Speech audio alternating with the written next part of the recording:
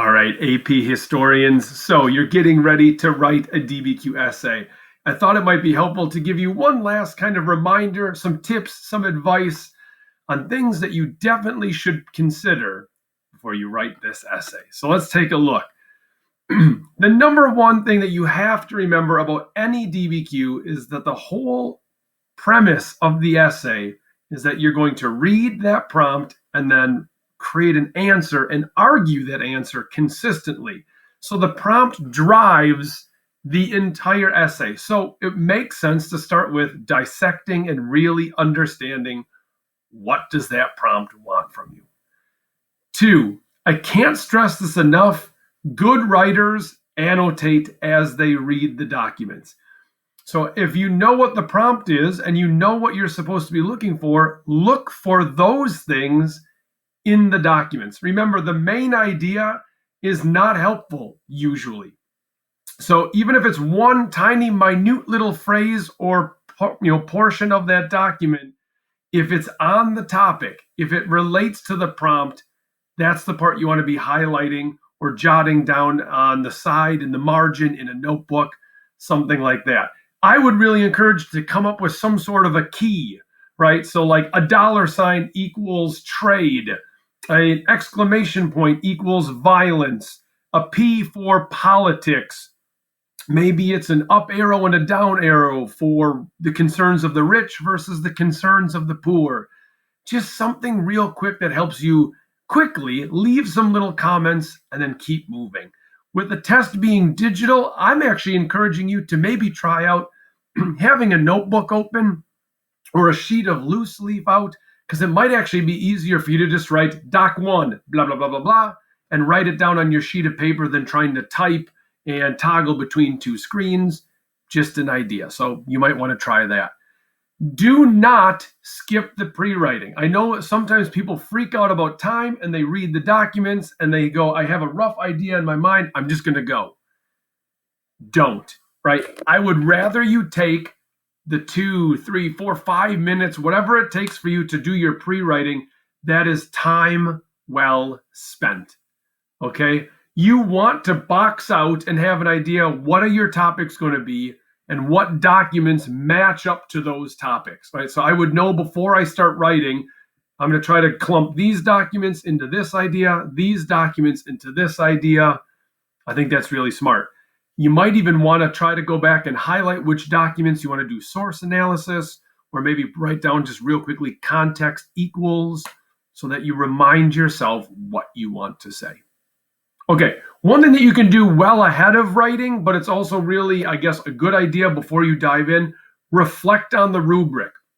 Okay, they actually do give you basically the rubric points on the cover sheet of the DBQ. They don't give you the rulings and like the specific language, but they do remind you about context, having an answer, using 6 or 7 documents, bringing in additional information, doing source analysis, possibly using complexity. They do remind you of those things, but I would say know the wording, know the specifics, so that when you get that, you don't go complexity. I'm just going to say a fact. Complexity is having a broad concept that is relevant to the prompt, and then you arguing, connecting, using a specific fact to help funnel our attention into the prompt. Okay, strategizing your points. What I mean by strategizing your points is don't go into the essay assuming that if you work really hard, if I give 100%, I'll get a 7.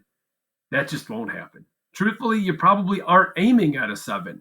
So what is your threshold? What will success look like? The lowest level that I'm going to allow you to aim for is a 3 out of 7, because that's the global average. Okay, so you can be in the mix. You're right in there with the rest of the world with a 3 out of 7. And so I think for everyone, all of us, we're all aiming to have a quality thesis statement that provides an accurate answer that addresses the whole prompt, provides your topics and lines of reasoning. Then you're also going to use 6 or 7 of the documents as support to an argument. Do not just list documents or provide a book report. No one wants that. Have a topic sentence, really set up your argument, and then weave the documents, the quotes, the references in as support. Okay, if you're going up for another level to a 4, that's where you bring in 3 moments of source analysis. How does the point of view or the purpose of the document impact the message? How does it change our understanding? Okay, I'm going for a 5. Context is a nice way to bump up that score. Broad concept, give some facts that help us kind of understand. And remember, it's got to be relevant to the prompt. Help us understand the larger box that our prompt fits inside of. And then lastly, if you're going all the way up the ladder, you're going for a 6 or a 7, that's where you bring in additional info. Maybe if you're hunting for complexity, you go there. Those are the last points because those require probably a deeper understanding of the history connected to that prompt, and it requires a real budgeting of time to get that amount of information crammed into your essay. All right, so I would say that that's kind of the elite stuff. But really, you can get a 3 and a 4 without any real historical knowledge, and a 5 with pretty limited, broad historical knowledge. All right, the last couple things I encourage. Sounds weird, not strange, but talk to yourself. As you're writing, think out loud, talk, have that little inner dialogue coming along. Ask yourself, why am I writing this? Is this important? Should I be wasting my time on this? What do I do? Do I worry about source analysis? Do I need a conclusion? Nah, screw it. I'm going to try to add this, this really cool contextual statement. It's okay to toil out loud. Okay, that's totally natural. Lastly, think about all of the little skills that we've developed in the year with writing a topic sentence, attribution for sources, using T to have an idea, have some proof, explain how the proof backs yourself up.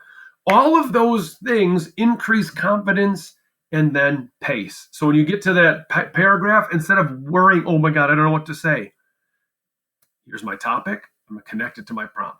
That sets up my argument. I'm going to attribute my source. Here's the best part. That helps my argument, blah, blah, right? It becomes more like machinery. It becomes more second nature. That will pick up your pace and it will take that dilemma of thought out of your mind. I hope that helps. And as always, guys, raise your hand, ask for help, email me the night before, but don't be a passenger, right? Take control and be confident.